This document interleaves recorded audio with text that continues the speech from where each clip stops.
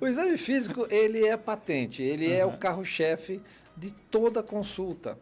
Então, lógico, o paciente entra, você ouve o paciente, ouve a queixa do paciente, tira algumas dúvidas sobre tempo, como aconteceu e tudo mais, Sim. e aí o exame clínico fecha o diagnóstico em relação à patologia do paciente. Aí, exames que nós podemos pedir.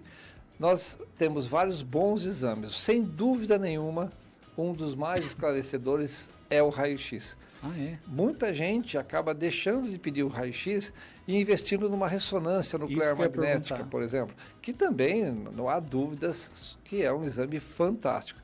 Só que quando você pensa, por exemplo, que um raio-x, ele pode ser até multidirecional, ou seja, ele dá uma sensação de profundidade, desde que seja bem feito, lógico, né? E também de visão global do ombro de forma bastante boa mesmo. Então, na parte óssea, ela tem que ser explorada, tem detalhes que tem que ser vistos, que só são vistos no raio-x.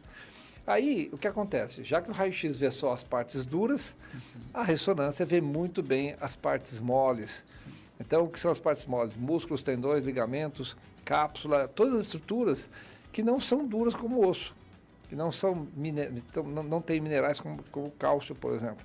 Então, veem muito bem essas estruturas e nos fazem a tradução daquilo que a gente percebeu no exame clínico.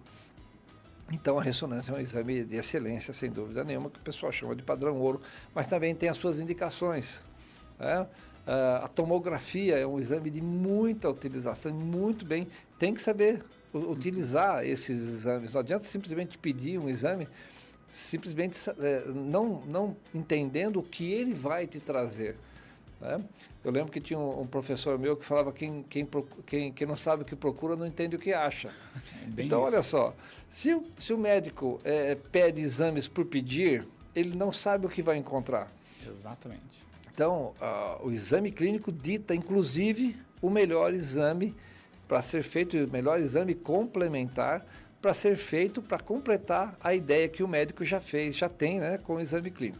Então, nós temos vários exames, como eu falei, o raio-x, tomografia, a ressonância nuclear magnética, o ultrassom é extremamente importante.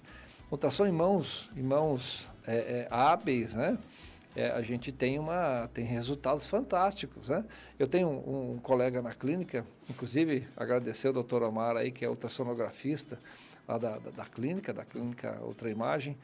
Ele é excelente, exímio ultrassonografista, e das vezes que os pacientes, por exemplo, não tinham ou não têm no plano, ou não tinha condições de fazer uma ressonância, mesmo em casos mais profundos, que a gente não obtém esses resultados muito facilmente pelo ultrassom, o doutor Omar também, nossa senhora, matou a pau em relação ao complemento do diagnóstico.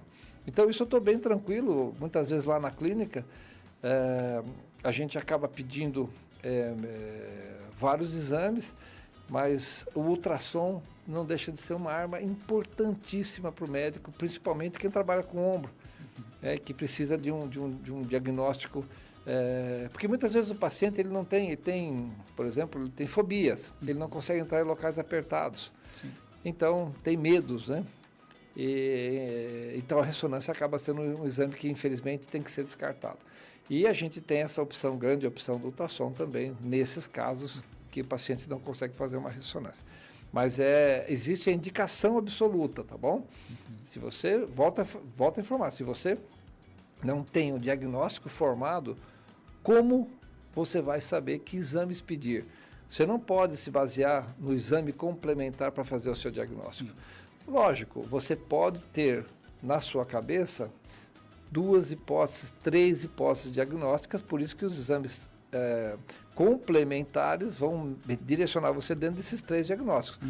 Mas simplesmente pedir exame para fazer diagnóstico, esqueça, está errado, totalmente errado, e não é o melhor caminho. Exato.